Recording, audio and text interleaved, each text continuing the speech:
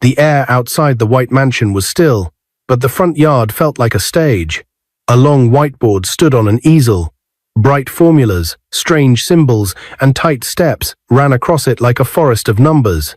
Sonia, the billionaire's wife and a respected mathematics professor, faced a semicircle of university students seated on neat chairs. She smiled. "Who can solve this?" she asked, tapping the board with a marker. A number theory challenge. 2, in fact. No one moved. Then Sonia's eyes slid past her students and locked on the girl holding a tray near the door. The poor maid, Amara. "You," Sonia called, voice sweet and cold at the same time. "Drop the tray. Come here." Amara froze. The tray shook in her hands. She was in her plain maid uniform, hair tied back, face calm but tired. The students looked at her with surprise, some with pity, some with curiosity. Sonia held out the black marker. "Go and solve those questions," she said loudly. "And remember, when you fail, which I know you will, this should make you leave this house and go find your life. A maid should not distract my husband." A hush fell. Amara stepped forward, took the marker, and faced the board. Her chest rose and fell. Her eyes moved over the symbols. She drew a slow breath, and then her hand began to write. 5 seconds passed. 10. 20. Sonia leaned in, ready to smile when the girl got stuck. But Amara's hand did not stop. Her strokes were clean. Exact. She built a path line by line, printing short notes under each step. The students craned their necks. One of them dropped a pen. Another whispered, "No way." "Is them?" Sonia blinked. Amara kept going, and then she paused, lifted the marker, and turned to face them. "I am not done," she said softly. "I will explain." The professor's smile faded. For the first time that afternoon, Sonia did not look sure of herself. Earlier that week, the mansion felt like a palace with a cold heart. Billionaire CEO Sam Obinna left home before sunrise and returned late, building Samtech into a giant that people in Lagos talked about with pride. But inside the house he loved, there was a quiet war. Sonia was brilliant, famous for her clear logic and strong voice in lecture halls. Students respected her, and parents trusted her. But at home, she watched Amara with narrow eyes and guarded words. Since the very first day the maid arrived, Sonia had been a thorn in Amara's path. "Do not touch that," she would say. "Keep your eyes down. Do your work and leave." If Amara placed a flower vase, Sonia shifted it. If Amara polished the floor, Sonia checked it twice. If Amara greeted her, Sonia barely answered. It was not because Amara was lazy. She was careful and clean and quiet. She moved like someone afraid the floor might break if she stepped too hard. But Sonia did not like the way Sam treated the maid with simple kindness. "Thank you, Amara. Are you okay?" The same way he thanked the chef or driver. To Sonia, the maid was a shadow that did not know its place. Amara said little. She had nowhere to go. The staff knew that. The gatekeeper had once found her sitting in the garden after sunset, looking at the sky with empty eyes. "You okay?" he asked. She nodded. "Yes, sir." "You eat?" "Yes, sir." She smiled, that quiet smile that never reached her eyes. What no one knew was that each night, when the mansion slept, Amara opened a small notebook she kept inside an old shoebox under her bed. On the first page was a worn photograph of her parents. On the second page, a list of dreams she once had. Teach, study, build something that helps people, be kind. On the next pages were numbers, tiny problems she wrote to herself from memory. Patterns, proofs, notes. She wrote them to keep her mind alive. She wrote them because the mind remembers even when the heart is broken. On the morning of the lesson, Sonia set chairs on the front lawn and wiped the whiteboard herself. The sun lit the marble steps. The breeze smelled like jasmine. The chef brought cold water for the students. Sonia drew 2 problems on the board, hard ones from number theory. One about prime patterns, another about proving a statement for all natural numbers by a clever trick. She knew these were tough. She chose them because they would scare her students a little and because she had a plan. She had seen Amara sweeping, had seen Sam greet the girl, had seen the maid's eyes when she glanced at the books on the shelf. Sonia told herself it was for the girl's own good. If I embarrass her, she thought, she will leave and find school. She will stop standing in my house as if it is her home. So when the time came and no student stood up, Sonia called Amara like a bell. "Come and show us what you know." Amara walked forward. She could feel the eyes on her back, like heavy hands. She could hear her own heart. But she also felt something else, a small fire that she had hidden for too long. She read the first problem. A thin, fierce hope moved inside her. The kind of hope that feels like a breath after a long dive. She touched the marker to the board and wrote her first line with care. "Assume," she began. She wrote a short lemma. She built a step. She tested a base case. She moved to the general case.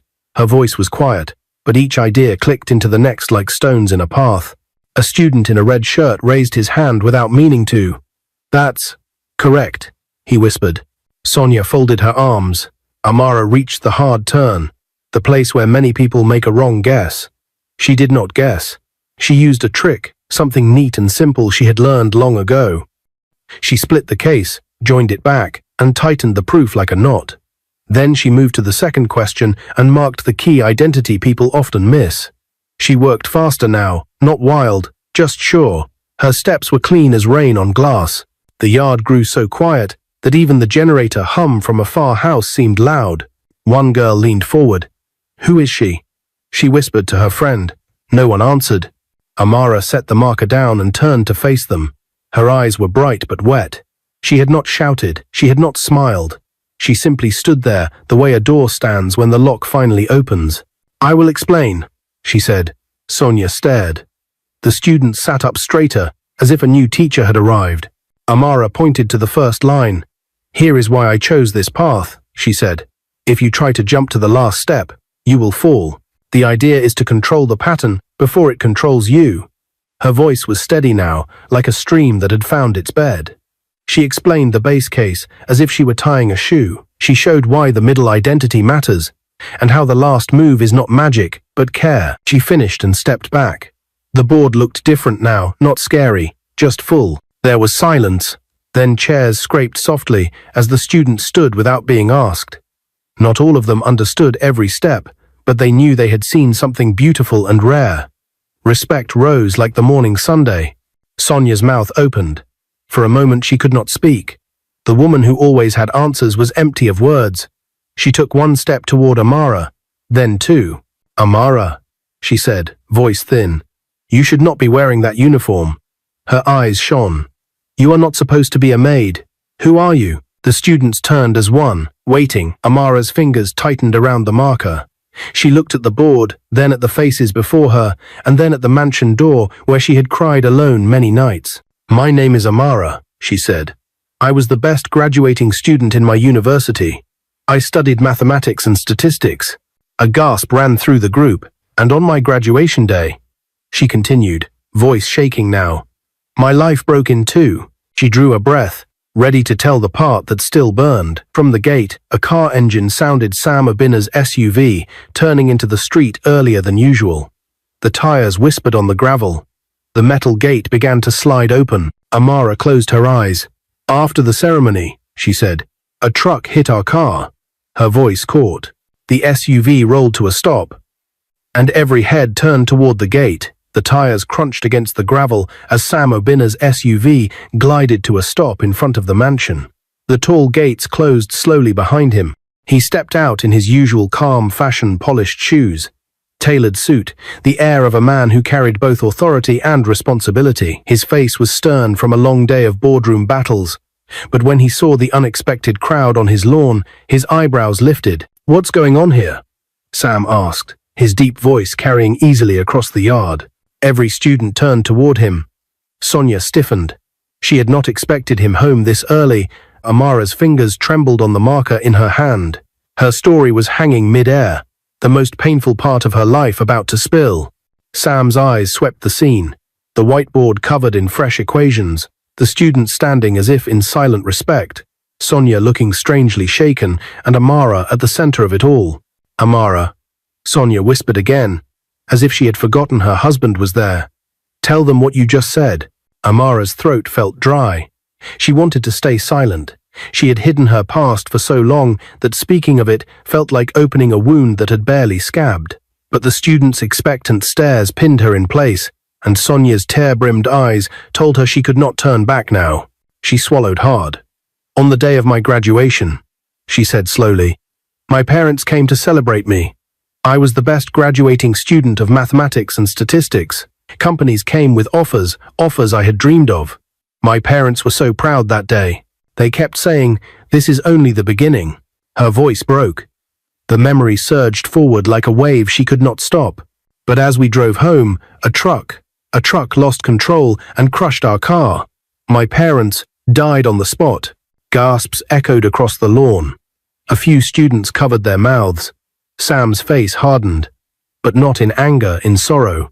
Amara lowered her gaze, staring at the gravel. I came out without a single scratch, not one. My uncles and aunties said I was a witch. They said I killed my parents to inherit their house. They took everything, our home, my father's savings, even the clothes my mother left me. They chased me into the street. Tears blurred her vision. She blinked them back, but her voice trembled. I lost my mind. I lost myself. I never went for the interviews. I had no reason to live for joy anymore, because my joy had been buried with them. For the first time since the lesson began, Sonia pressed her hand to her mouth. The students were still as statues. And that was how I ended up under the Oshodi Bridge, Amara whispered. That was where Sir Sam found me. He gave me food. He gave me shelter. And that was how I became a maid in this house.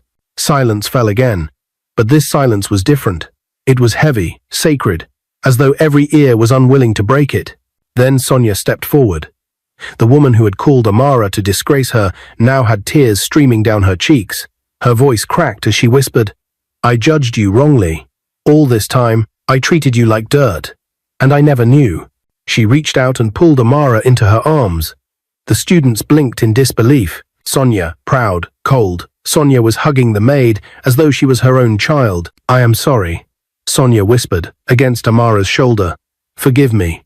Amara stood frozen in her arms. She had never expected this. Sam cleared his throat, his voice calm, but weighted with emotion. Why didn't you tell me this before, Amara? Her lips quivered. I didn't want to be a burden. I didn't think it mattered anymore. Sam's jaw clenched.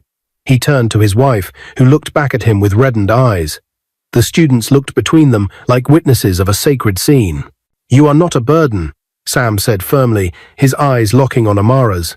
From today, you are not just a maid in this house. We will change your story. A murmur rippled through the students. Sonia nodded, still holding Amara's hand.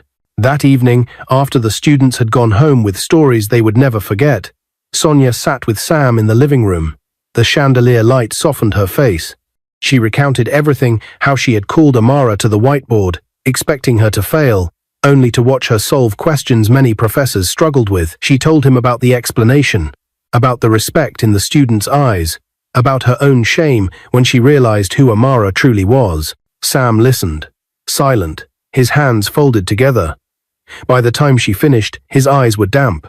He leaned back, exhaled deeply, and rubbed his forehead. She should not have suffered this long, he murmured. I should have asked more. I should have seen the signs. Sonia touched his arm gently. We can still change her life. Sam looked at her and nodded once. Yes. Tomorrow I will take her somewhere. She must rebuild what she lost.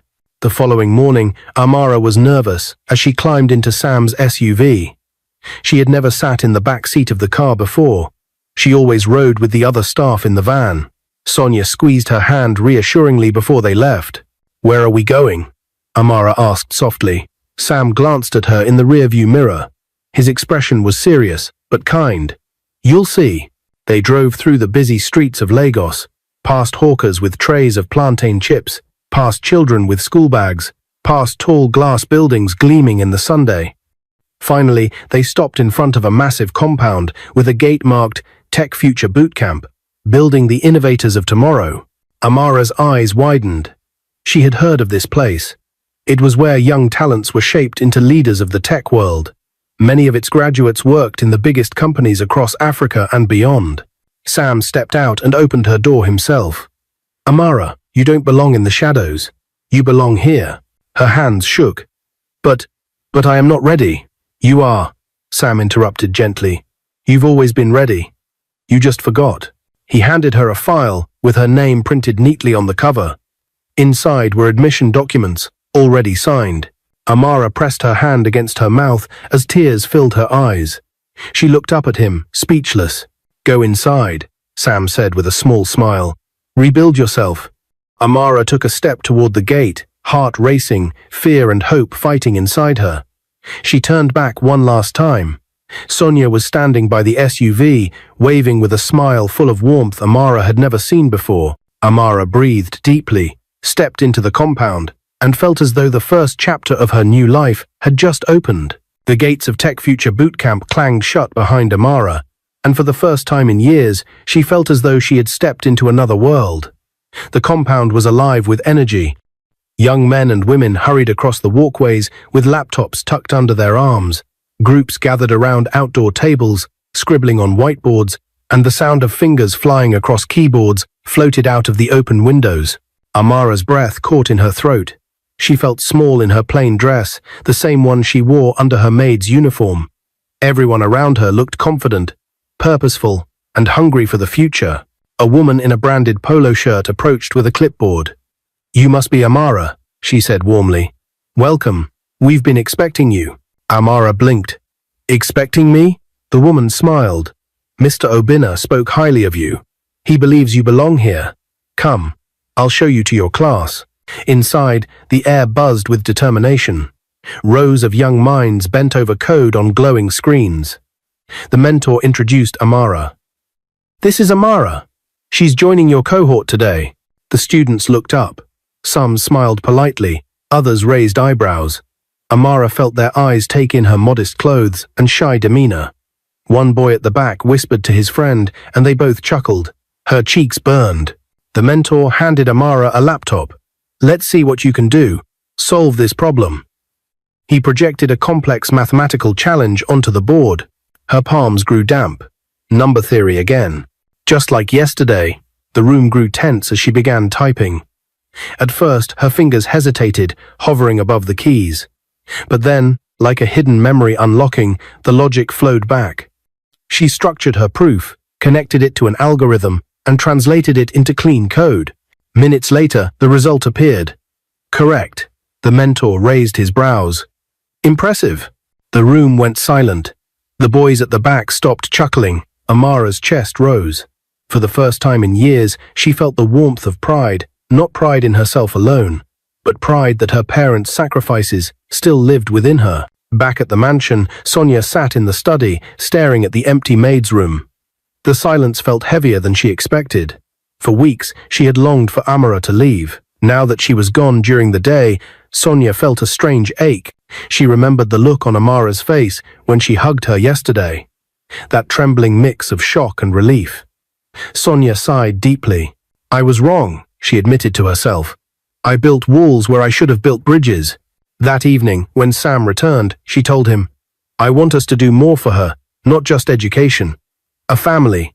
She needs a family." Sam nodded. "That's what I was thinking too." Weeks turned into months at Tech Future Boot Camp. Amara pushed herself with a quiet intensity. She stayed after hours, reviewing every lesson, practicing until the night guards had to remind her to rest. Her background in mathematics became her greatest weapon. While others struggled with algorithms, Amara saw patterns and solutions quickly.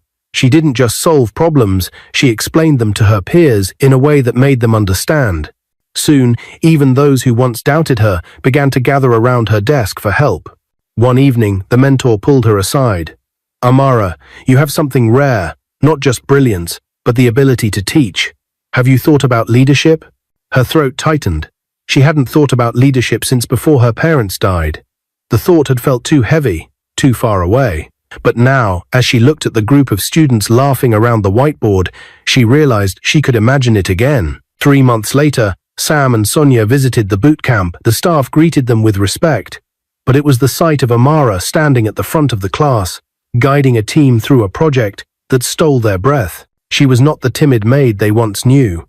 She stood tall, her voice steady, her hands moving confidently as she explained. When she spotted them at the door, Amara froze for a second. Then she smiled, soft but sure. After class, Sonia embraced her tightly. "I am proud of you," she whispered. "So proud." Amara's eyes stung. She had never heard those words from Sonia before. Sam placed a hand on her shoulder. "You are ready," he said. "Next week, you will begin your role at Samtech, machine learning engineer." Amara gasped. Her classmates clapped. Sonia wiped her tears discreetly. Samtech's headquarters was a towering glass building in Victoria Island, Lagos. On Amara's first day, she stood in the lobby in a neat suit Sonia had bought for her. Her ID badge gleamed on a lanyard around her neck. The employees buzzed around her, unaware that just months ago she had been a maid in the CEO's home. Her team lead welcomed her warmly. "We've heard of you, Amara.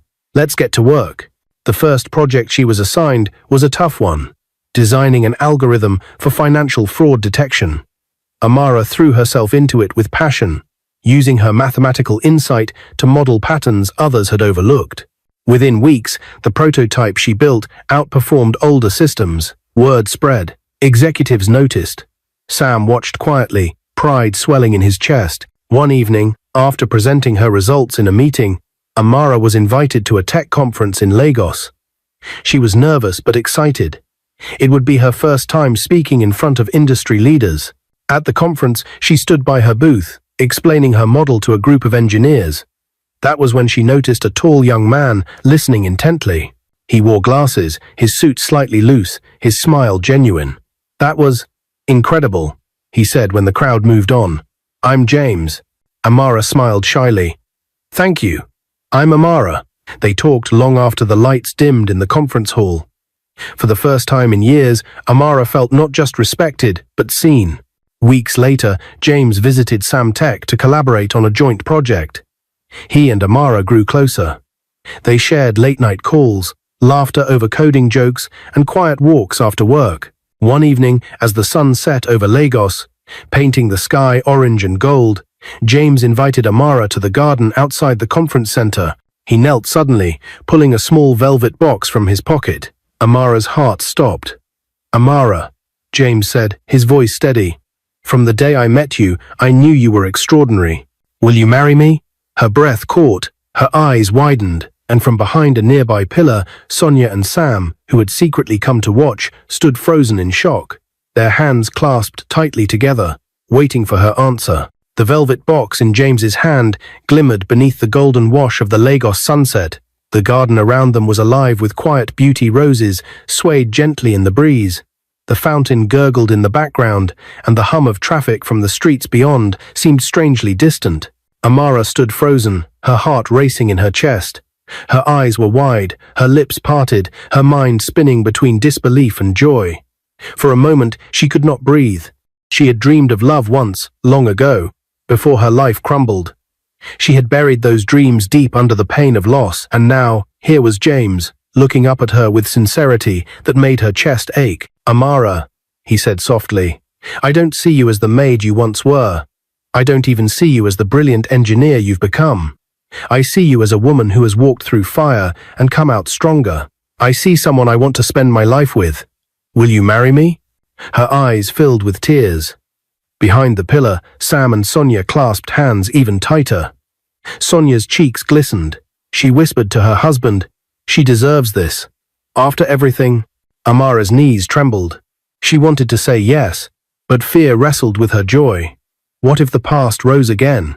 What if people still called her cursed? What if she failed him the way she felt she had failed her parents? James seemed to read her hesitation. He reached for her trembling hand. "You don't have to answer today if you're not ready," he said gently. "But know this, I am not asking you because of what you can do. I am asking you because of who you are."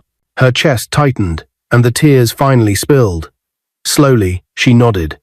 Then, with her voice barely above a whisper, she said, "Yes, yes, James, I will marry you." The garden erupted in applause. She spun, shocked to see not just Sam and Sonia, but also several of her colleagues who had followed James secretly, cheering and clapping. James slipped the ring onto her finger, and Amara's heart felt like it might burst. For the first time in years, joy replaced sorrow in her bones. That night, back at the mansion, Sonia could hardly sleep. She kept replaying the moment Amara said yes, the way the young woman's face glowed with hope. Once, she had despised her, treated her as less than human. Now, Sonia felt a maternal pride she had never thought possible. Lying beside Sam, she whispered, We must do this wedding right. She deserves more than just love. She deserves celebration, honor, restoration. Sam turned toward her. What do you have in mind? A wedding, Sonia said firmly. So extravagant that no one will ever remember her as a maid. They will only see her as who she really is, brilliant, worthy, loved. Sam smiled softly. Then we will make it happen. Within days, preparations for the wedding began.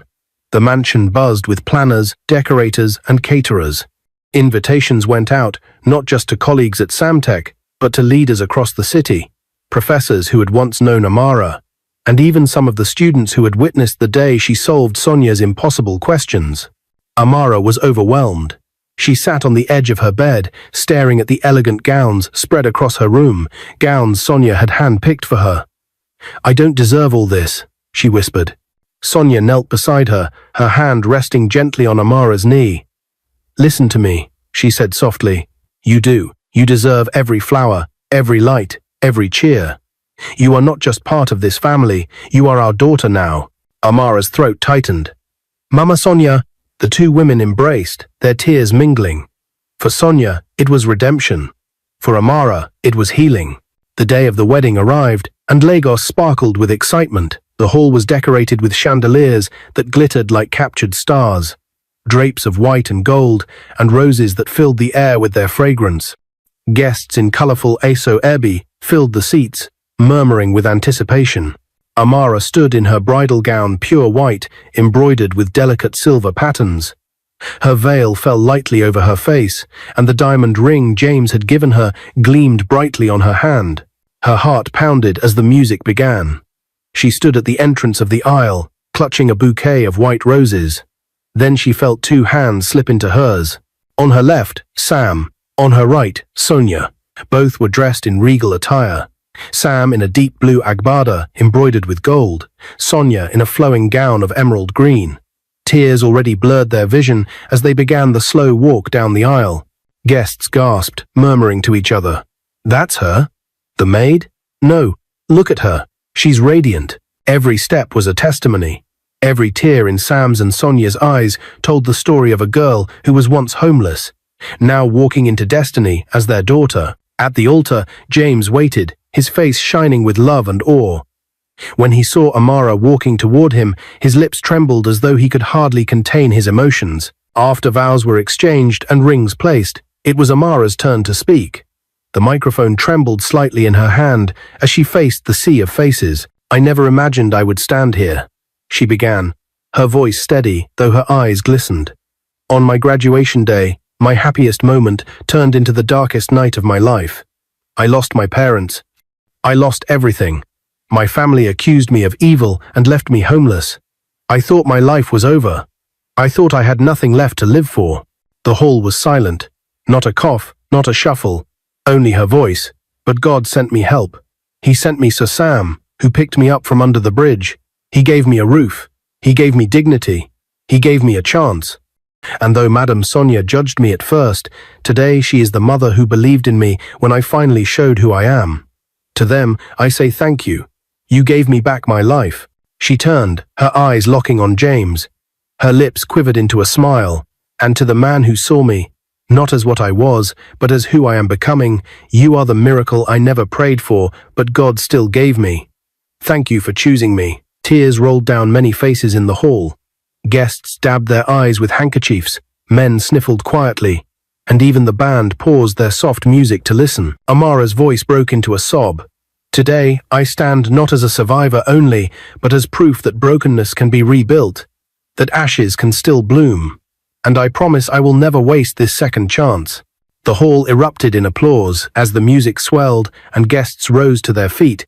James leaned toward Amara, his smile wide, his eyes full of love, but at the very edge of the crowd, near the door, a shadow lingered, a man in his 50s, his face hard, his eyes piercing.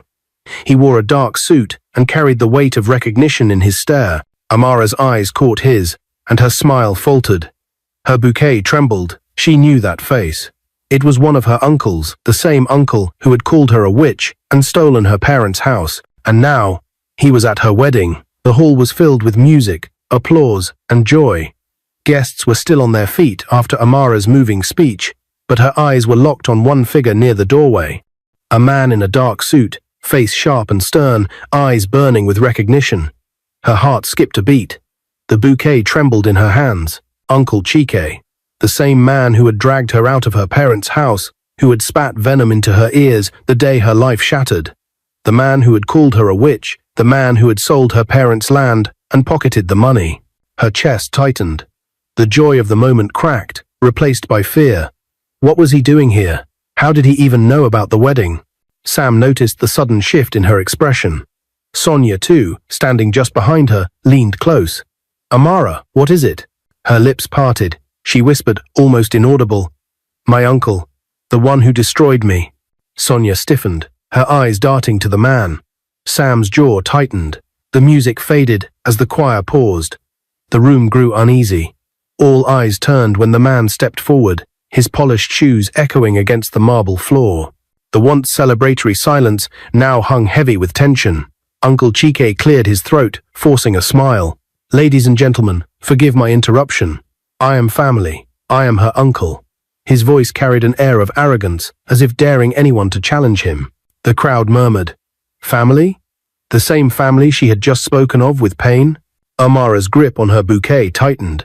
James reached for her hand, grounding her. "Do you want me to stop this?" he whispered. She shook her head. "No. Let him speak." Chike raised his chin. "It seems our daughter has forgotten where she came from. She stands here, shining, but she does not tell you all. She abandoned her family when they needed her most." Gasps spread. Some guests frowned. Others whispered in confusion. Amara felt her blood boil. For years she had swallowed his lies, but not today. Not here.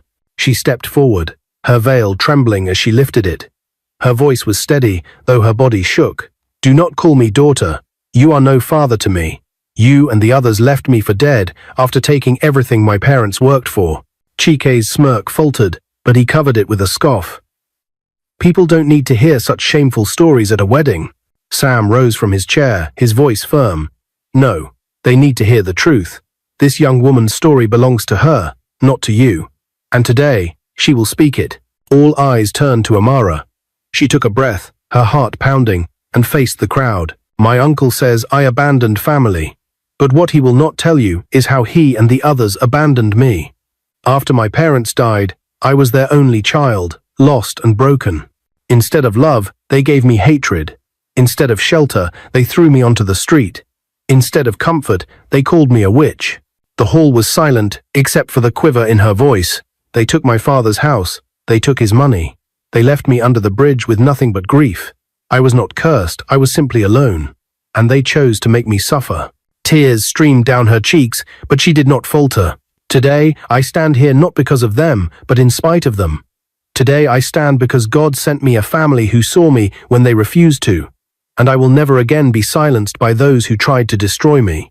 The hall erupted into applause, louder than before.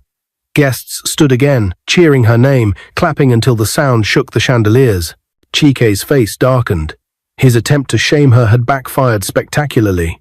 Sam walked to Amara's side, his hand resting on her shoulder like a shield. He turned to face Chike, his expression unreadable.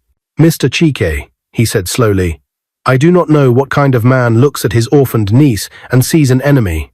But I will tell you this, you will not harm her again. This is her day. And from today, she is my daughter. If you ever approach her with lies or cruelty again, you will answer to me." His words were not shouted, but the weight in them made the room tremble. Chike's mouth opened, then closed. For the first time, he looked small. He turned on his heel and stormed out, the door slamming behind him. The tension broke like a storm finally ending. Amara turned to Sam, her tears blurring his figure. "Thank you," she whispered. He smiled gently. "No, thank you for surviving, for standing tall, for reminding us all what strength looks like." Sonia stepped forward, embracing her tightly. "You're ours now, Amara. Nothing will ever change that." James wrapped his arms around her, kissing her forehead softly. "And soon, you'll be mine too." The hall cheered again, the band striking up a triumphant tune. The shadows of the past had walked into her wedding uninvited, but she had faced them and reclaimed her story. The rest of the evening unfolded in pure joy. Guests danced to live music. Plates of jollof rice, fried plantain, and peppered chicken filled tables, and laughter echoed against the decorated walls. Amara and James moved from table to table, their hands intertwined, blessings pouring upon them like rainfall. During the couple's first dance, Sam and Sonia stood together at the edge of the floor, tears streaming as they watched their adopted daughter spin in her new husband's arms. "She's happy," Sonia whispered. "She's free," Sam replied. For the first time in years, Amara allowed herself to laugh without restraint, her face glowing under the soft lights. Months later, Amara continued to rise at Samtech, her leadership and innovation winning multi-million-dollar contracts. James stood by her side, proud and supportive, their love deepening with every passing day. And when the twins arrived, Nadia and Namdi, the mansion was filled with the sound of baby cries and laughter. Sam and Sonia, once childless, now carried the little ones in their arms with trembling joy. One evening, as Amara watched her new family together, Sam rocking baby Namdi, Sonia singing softly to baby Nadia, James holding her hand, she whispered a prayer of thanks for loss that had birthed strength, for pain that had birthed purpose, for rejection that had birthed a new family. Her journey had been long and cruel, but here, surrounded by love, Amara finally understood. She was never cursed. She was chosen for a story greater than her pain, and she would live it fully. What is your view about this story? Where are you watching from? If you enjoyed this story, comment, share, and subscribe to our channel for more interesting stories.